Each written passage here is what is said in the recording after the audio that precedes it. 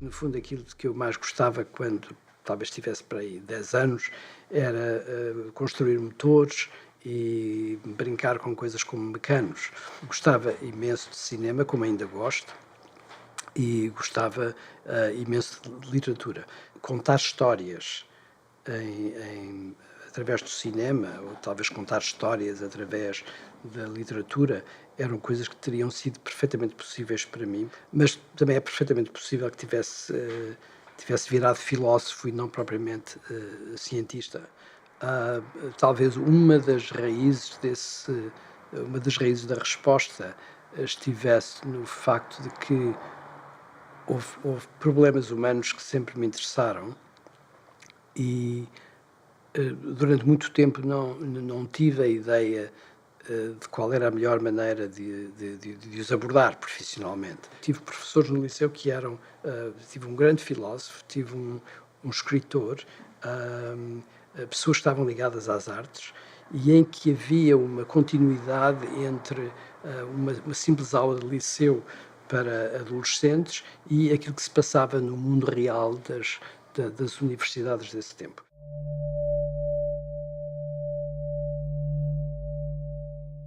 A neurociência tem, de facto, tido um progresso espetacular que se deve, em grande parte, à existência de novas técnicas para o estudo do sistema nervoso e, muito particularmente, para o estudo do sistema nervoso humano e do sistema nervoso humano vivo.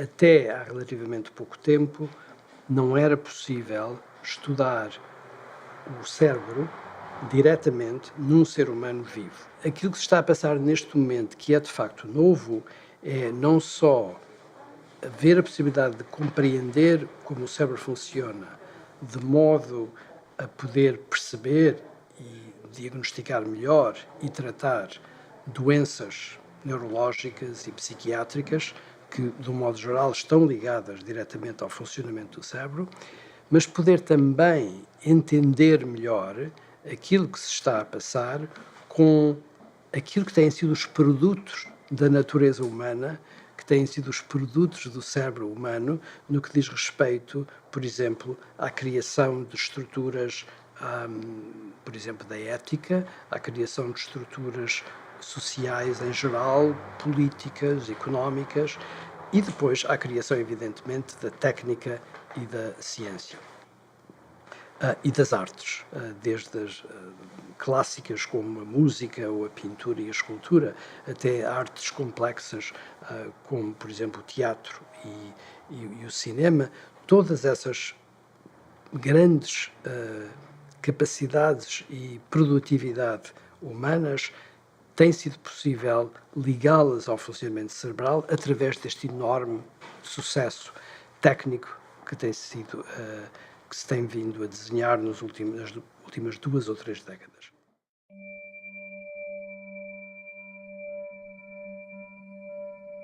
Aquilo que mais me preocupa como cientista e como neurocientista em particular é perceber a forma como grande parte das nossas manifestações humanas estão ligadas ao viver, estão ligadas à vida em geral e à forma como elas têm desenvolvido. E, neste momento, aquilo que me parece mais central é o processo de regulação da vida. E aí é uma coisa que é muito importante vincar, é que não é só um problema que diga respeito a seres humanos, não é um problema que diga respeito sequer ao cérebro, primariamente, é um problema que diz respeito à vida em geral. E um problema que tem a ver com o de muitíssimos seres vivos que nem sequer têm cérebro, mas que não deixam de ter homeostasia por causa disso. Portanto, a homeostasia é mais profunda que o problema do cérebro. Até uma maneira de brincar com este problema seria dizer que o cérebro é um servo atual da homeostasia.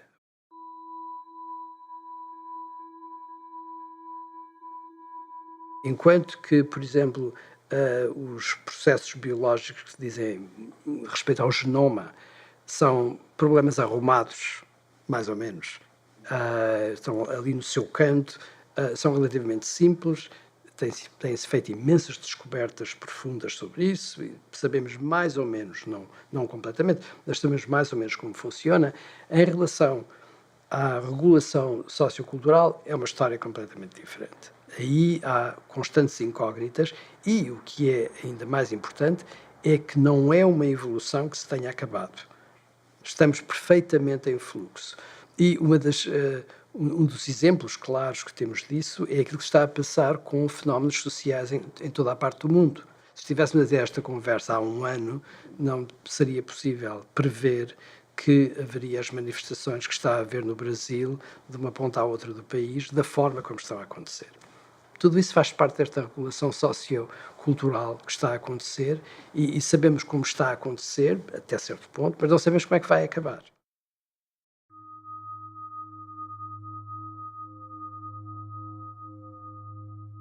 O nome do instituto da University of Southern California é Brain and Creativity Institute. Mas a ideia da criatividade é uma ideia muito larga, porque a criatividade é uma capacidade que os seres humanos têm e que, de facto, outros seres não têm. E é uma capacidade que está ligada, classicamente, historicamente, às artes e está ligada à invenção de sistemas sociais, criação de estruturas de justiça, de estruturas políticas e económicas. Tudo isso faz parte da criação humana. E no nosso Instituto nós estamos a fazer, por exemplo, há dois dos grandes esteios do Instituto em matéria de investigação, são investigações sobre o cérebro e a música, que é um dos aspectos mais importantes do trabalho, e outro que tem a ver com estruturas sociais e a forma como nos comportamos dentro dessas estruturas.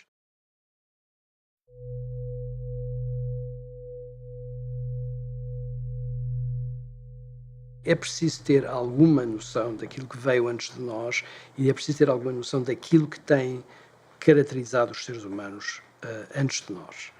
Porque essa é a única possibilidade de orientar a ciência que se faz no melhor dos sentidos. Porque é possível fazer ciência, que é perfeitamente horrível, e é possível fazer ciência que não tem qualquer espécie de validade para além do valor de fazer piruetas técnicas e do valor de fazer qualquer coisa que se possa vender. Há outros valores que são também importantes.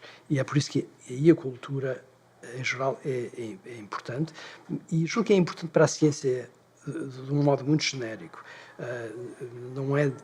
Não é, julgo que aconselhável ser um grande físico ou químico se não se souber alguma coisa daquilo que são os seres humanos na sua cultura. Não faz sentido nenhum estar a tentar compreender a economia ou a política ou os sentimentos morais se não se tem ideia de como é que as pessoas que vieram antes de nós lidaram com esses mesmos problemas, porque os problemas eram exatíssimamente os mesmos, com diferenças de técnica e de grau, mas os problemas eram os mesmos.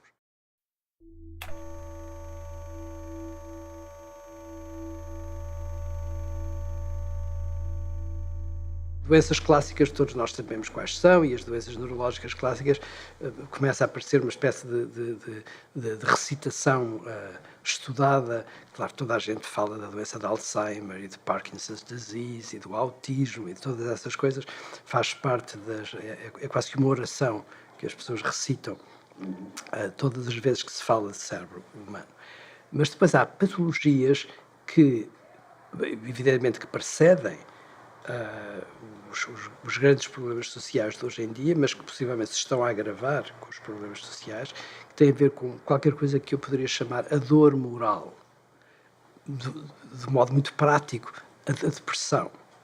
Claro que a depressão existiu através da história, mas há síndromes depressivos que hoje em dia aparecem num contexto social muito específico, porque a forma como as pessoas vivem é completamente diferente da que era antiga.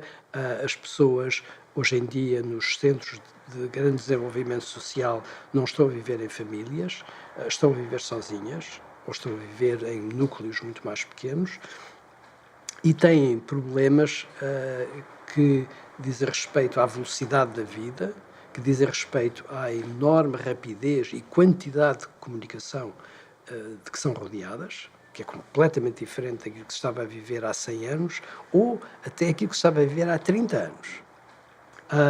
A forma como a cultura entra para dentro do cérebro é também diferente.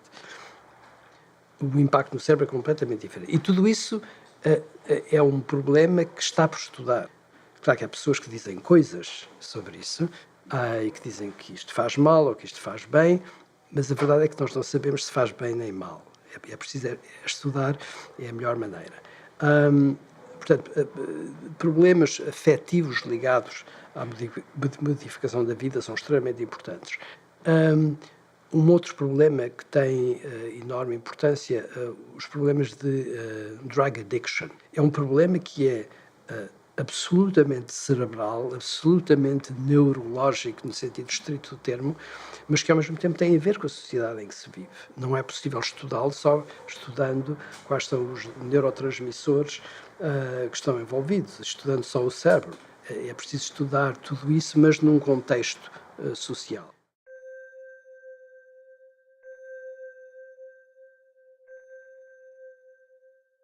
A forma como se pode intervir é extremamente variada e claro que há intervenções para certos problemas em que a pílula pode ser exatamente aquilo que resulta. Há intervenções em que se pode combinar uma intervenção farmacológica com uma intervenção que tem a ver com uma conversa inteligente. E também há intervenções que podem ter a ver com neurocirurgia e que podem ter a ver com, por exemplo, uma atividade eletrofisiológica. Todas estas intervenções têm uma história já. Claro que há, nos últimos 100 anos, houve intervenções cirúrgicas no cérebro, houve intervenções farmacológicas, houve também intervenções sob a forma de implantação de elétrodos no cérebro que produzem um certo resultado, e todas elas vieram relativamente cedo demais para que a técnica fosse suficientemente rica e para que as indicações da terapêutica fossem corretas. E hoje em dia é de facto possível fazer intervenções extremamente bem controladas, muito limitadas, que podem tratar dor. Por exemplo, depois da dor ser completamente intratada por medicamentos e por toda a espécie de psicoterapias, é possível fazer uma intervenção que possa melhorar a dor. Hoje em dia é também em doentes com parkinsonismo que são resistentes a todas as drogas, é possível fazer uma implantação de elétrodos que pode resolver o parkinsonismo numa questão de minutos. Claro que todas estas intervenções são hoje possíveis e daqui a 10 anos será possível fazê-las ainda melhor, com menos riscos, com menos problemas, de uma forma mais simples, mas tudo isto tem que vir no seu próprio tempo. É sempre necessário ter em vista o complexo total daquilo que é um ser humano e ter em vista o problema muito em particular. E claro que problemas diferentes requerem soluções diferentes. O que é preciso é ter a noção daquilo que vai ser o enquadramento próprio para um problema. E para isso é preciso ter uma visão bastante lata daquilo que é um ser humano e daquilo que são estes vários problemas. Alguns são extremamente pequenos, específicos, e outros são coisas de uma dimensão extraordinariamente grande.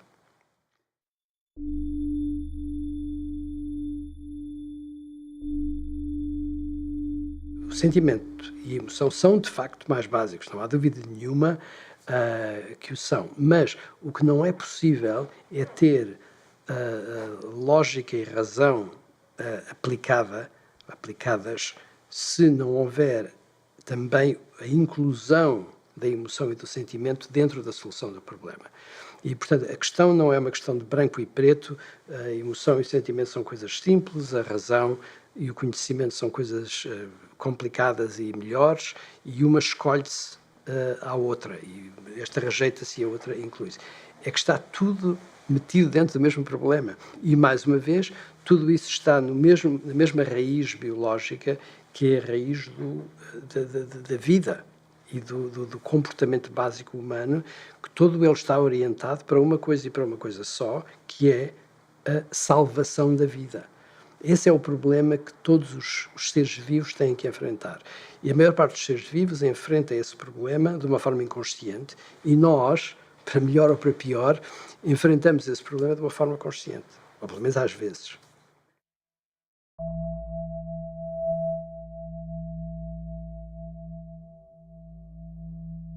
Quanto mais as pessoas compreenderem como é que nas suas decisões pesam certos fatores, mais será possível fazer decisões sensatas.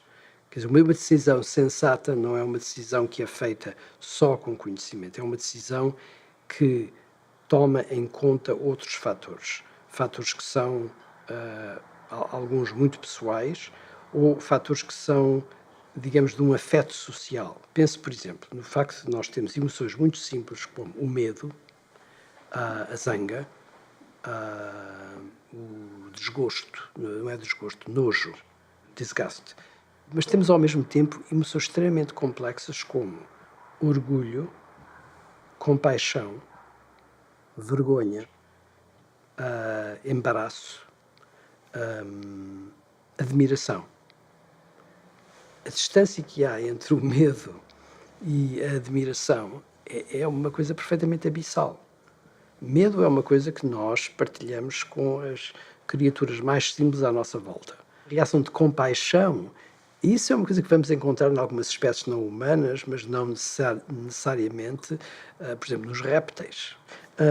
Mas ter uma reação de compaixão, por exemplo, para com uma pessoa que perdeu o emprego, ou com uma pessoa que foi humilhada publicamente, isso é uma coisa que é estritamente um desenvolvimento humano, e é um desenvolvimento humano que neste momento já tem também uma raiz biológica.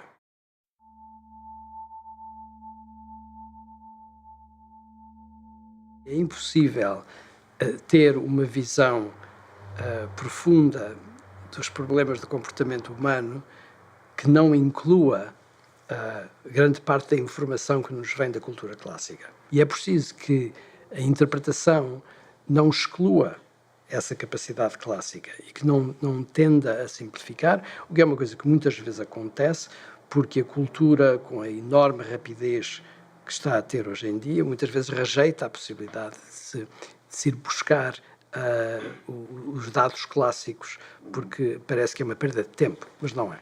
Um sistema de management científico, de publicação científico, que tem muito a ver com alguns desses problemas de que falámos hoje nesta conversa, que são os problemas da sociedade deste momento e os problemas de como é que se transmite informação. E um desses problemas tem a ver com a ideia de rapidez e a ideia de pequeno tamanho. Hoje em dia há artigos científicos que têm que caber em 1000 palavras ou 3000 palavras.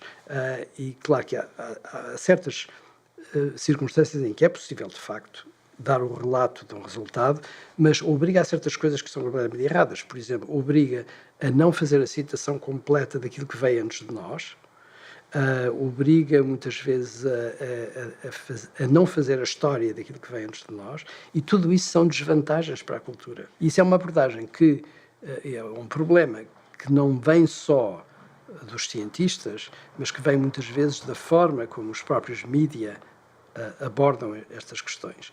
Claro, como se sabe, há uma tendência da parte de um jornalismo pouco cuidado de criar cabeçalhos de notícias para os jornais, soa bem, lê-se melhor e simplifica de uma forma errada. E é essa simplificação exagerada que leva a um backlash por parte de um público que é mais letrado e que não gosta de ver coisas que são complexas tratadas de uma forma simples demais.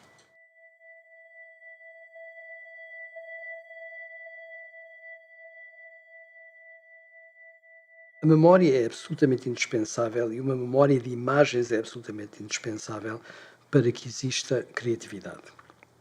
Claro que todos os seres vivos têm, mesmo até seres muito vivos, têm uma capacidade de memória. E a capacidade de memória, o exemplo mais simples é encontrar um estímulo que pode ser positivo ou negativo e o ser capaz de reconhecer numa situação, no momento seguinte, que uma certa coisa positiva deve ser procurada e que uma coisa negativa deve ser evitada. Isso é o exemplo mais clássico de memória. Mas claro que essa memória não tem necessidade alguma de ser representada imageticamente. Ora, aquilo que nós falamos quando falamos de memória em relação a seres humanos e quando falamos de memória em relação, por exemplo, à criatividade, em relação à arte, tem muito a ver com a capacidade de representar memórias. E aquilo que de facto distingue a memória humana é o ser capaz de fazer criar uma memória que pode ser recuperada, que pode ser recalled de uma forma imagética, seja de uma forma imagética sonora ou de uma forma imagética visual.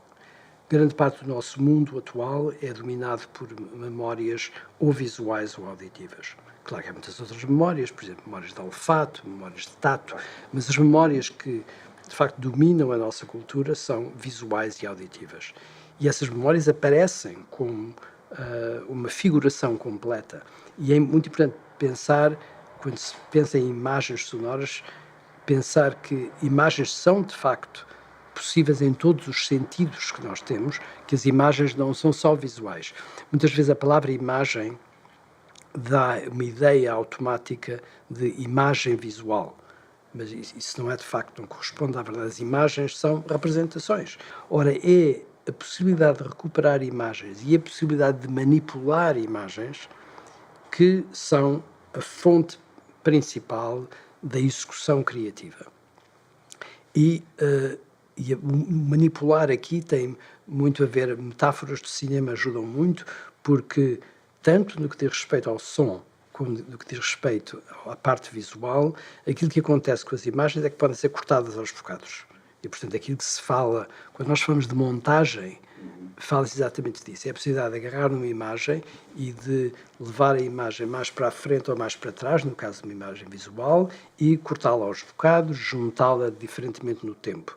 E é essa, verdadeiramente, a base fundamental da criação artística, quer seja a criação que acontece para o escritor, ou a criação do dramaturgo, ou a criação do cineasta, ou a criação do compositor, que está, no fundo, a criar imagens que ocorrem no tempo e que são ligadas de uma forma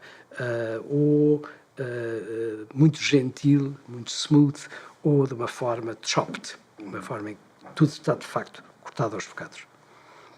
Portanto, a criatividade, memória e imaginação são capacidades interligadas sem as quais não é possível, de facto, conceber novos modelos, conceber novas realizações, quer do ponto de vista social, quer do ponto de vista das artes clássicas ou da invenção, por exemplo, filosófica. Todas elas estão ligadas a essa imaginação.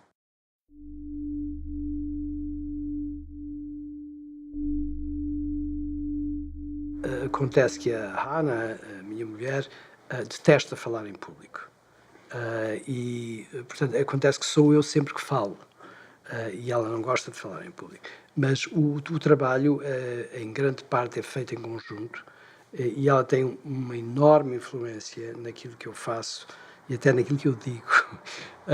Mas o que não gosta é de aparecer em público. Mas, por exemplo, todas as imagens que eu mostro em livros ou em palestras são todas feitas por ela e fazem parte de um trabalho que foi de facto feito em conjunto. E tem uma enorme influência em escolha de temas, em escolha de apresentação e, de um modo geral, em meter-me na ordem. Dá imenso gosto ter pessoas inteligentes à nossa volta e pessoas que podem contribuir com ideias e com reflexões. Os livros são escritos, de um modo geral, para eu próprio discutir comigo próprio e ter essa discussão aberta a outras pessoas que possam também dialogar comigo e com o livro.